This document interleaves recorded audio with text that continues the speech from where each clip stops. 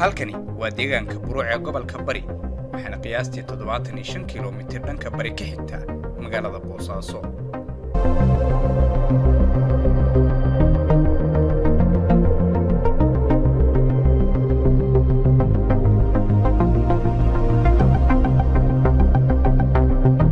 waa dhul xeebeed bari iyo badbar rabbi ku manaystay kheyraad kala duwan kaasoo ay dadka ku nool uga faa'iideystaan maareynta nolol maalmeedkooda iyadoo dadka qaar ay irsaaqadooda u raadsadaan xeebta ku teedsan deegaanka ayna kala soo baxaan kalluunka iyo kheyraadka kale ee dul ceegaaga badweynta qaar kalena waxay sarcadaan xijiga iyo maydiga rabbi duldhigay geedaha ku yaala dhulka bariga ah halka qaybo badan oo ka mid ah dadkana ay noloshooda ku xiran tahay xoolaha nool oo ay u foofsadaan dhuldaaqsimeedka baxaya iyo deegaano kale haddaba isgaarsiinta oo maanta ka mid noqotay baahiyaha asaasiga ah ee ay tahay inuu helo qof kasta oo ku nool koonka aynu joogno ayaan dib u milicsanaynaa maraxishii ay ka soo mareen dadka reer Buruuc iyo sidii ahayd xaaladda isgaarsiineed xilliyadii hore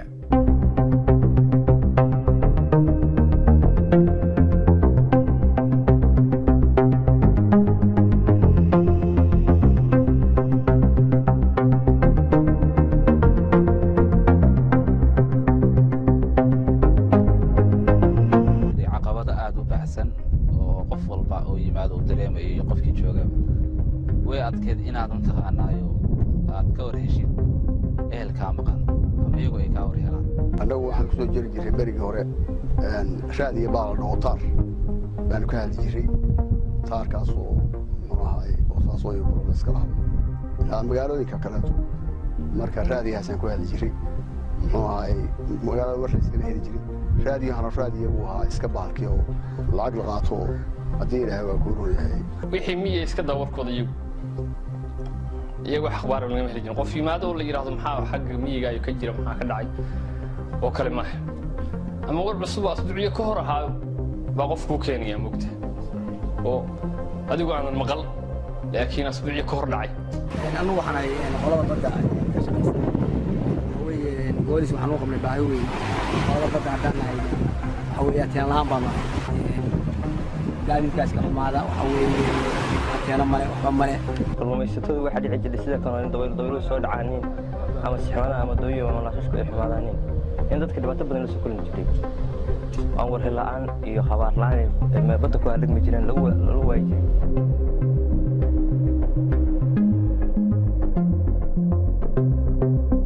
markay u muuqatay shirkadda Golis baahida ay isgaarsiinta u qabeen dadka reer Buruuc ay maamulka shirkadda Golis Telecom qalinka ku duugeen in adeegga isgaarsiineed la gaarsiiyo Buruuc iyo hareeraheeda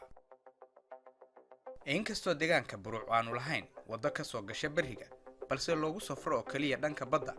haddana taasi Golis kama hor istaagin in adeeggeeda gaarsiiso halkaas waxaana doonyo lagu raray qalabkii iyo agabkii lagu dhisay anteenada iyo xarunta Golis ee Buruuc ugu dambeyn waxay shirkaddu ku guuleysatay dabayaaqadii sanadkii tagay 2019 in Buruuc ay ka hirgeliso adeegga casriga ah ee isgaarsiineed oo u suurageliyay dadka inay ehelkooda la hadlaan iyagoo guryahooda jooga oo aan buur iyo bacatoonna marin waxaa isku xirmay ehel iyo asxaab xigaal iyo xidid ay adkeyd in markaba ay kala war helaan dhibaatona ka mari jiray inay halow isdhahaan oo ay isu sheegaan wixii soo kordhay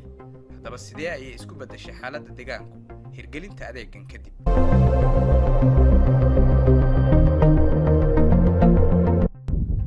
waxa isbedelay wax walba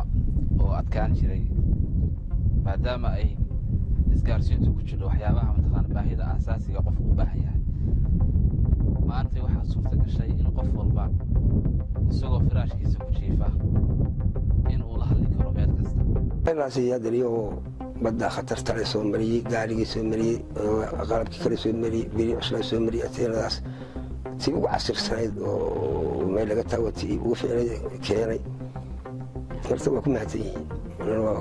waaduna waaba ku mahadis teena waana horumar fiican berigii hore waxa weeyaan waan u safri jiray waxaan u tegi jiray meelo dhaardheer laakiin haddeer waxa weeyaan waxaan ku hadalaa jiifka alxamdulilah ilaahay aan uga xamdin naqaynaa waxaan haddaas u soo jeedinaynaa ka shaqeeya goolis waan ku mahadsan yihiin si nagu korriyaan ateenada laakiin hadda haddii anteenada la sameeyey waxaa la helay horumar waxaa la helay bad iyo biri iyo miyi qofku meel kastoo u jiro inaad xogtiisa daqiiqad u helayso runtii waxaan dhihi karaa horumar weyn weeye sidoo kale shirkadda golis ayaa dadka deegaanka iyagoo guryahooda jooga u suuragelisay inay helaan adeegyada muhiimka ah ee shirkadda oo ka mid yahay adeegga sahal halkaasna ugu samaynaysay cid kasta oo u baahan isla markaana gaarsiisay kaarar ciddii aan kaarar lahayn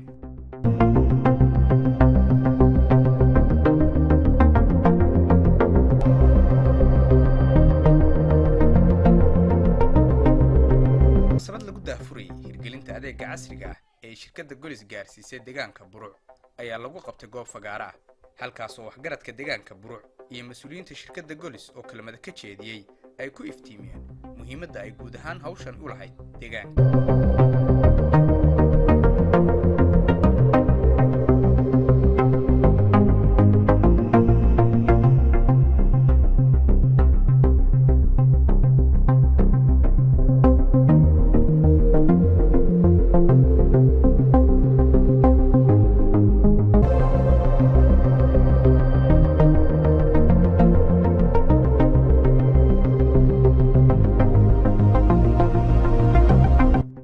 arrintan hadda loo daafurayo ah teenada deegaanka Buruc runtii wax qabadkeeda qof walba uu garan karaa sida ay wax u qabatay oo loogu najaxay iyo baahiyihii taagnaa oo waxa weeye dadku markii war la helo baa tala la helaa bali aad iyo aad baan uga mahadcelinayaa shirkadda Golis sida hawlkarnimada ah oo ay ku keentay ateenadan iskama imaan laakiin duruufo badan bay soo madhay hawlo badan bay soo madhay dad badan baa ka soo wada shaqeeyay oo waqti badan iyo talo badan iyo ka galeen iyo dhaqaale badanba Golis waxa weeye waxay qabato arrimaha bulshada u qabato muddo waa shaqeynaysa ilaa 20 sano shaqeynaysa waxay qabato iyo hadii arrimaha bulshada u qabato adeegga shacabkooda dadweynaha u qabato Puntland waxa weeye kulli dawladda waa ka dhigsanyahay waxa jiray qofkii markuu wax gaaraanin ama dhibaato la kulanto arrimaha bulshada inaan la ka warheli jirin laakiin haddeer nin kastoo meelaha jooga hal u booranayo waxaasaa meesha ka jira xagga nabadgelyada xagga ilaahay kuri caafimaadka xagga dhan kasta oo bulshada waa weeye arrintan way fududaysay aad iyo aad baan ugu mahadcelinaynaa in shirkaddu ay tagto deegaan kasta oo isgaarsiinta helaan waa mas'uuliyad shirkadda saaran laakiin haddana wuxuu u kala qaadaa midba sida baahidoodu u adag tahay mid walba sida loo gaari karo oo ogtiina markii la yiri Buruc la gaarsiiyo dadku waxay isweydiinayeen sida loo gaarsiin karaa gaari ma gaaro oo gaari meesha loo alaab lagu keeno ma jirto sidee marka macquul u tahay in ateeno la taago taawar aad arteen dharkiisu intuu leeyahay biraha la keenay iyo motorkiisa iyo qalabkiisu inta leeyihiin iyo guriga laga dhisay sidee suurtagal noqon kartaa runtii waxay ogtihiin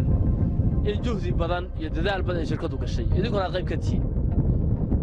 maanta waxay noo joogtaa ateenadii waxaa la rabaa sida odayaashu sheegeen haddii ateenada idinkaa leh dhibtay ku timid way ogtihiin in la wada ilaashado ugu dambayn indhaargaradka deegaanka Buruc waxay bogaadiyeen in isgaarsiin casri ah uu helay deegaankoodu waxaana tan ay qayb ka ahayd guud ahaan qorshayaasha Golis ee ah in adeegga isgaarsiineed la gaarsiiyo goob kasta oo ay dad joogaan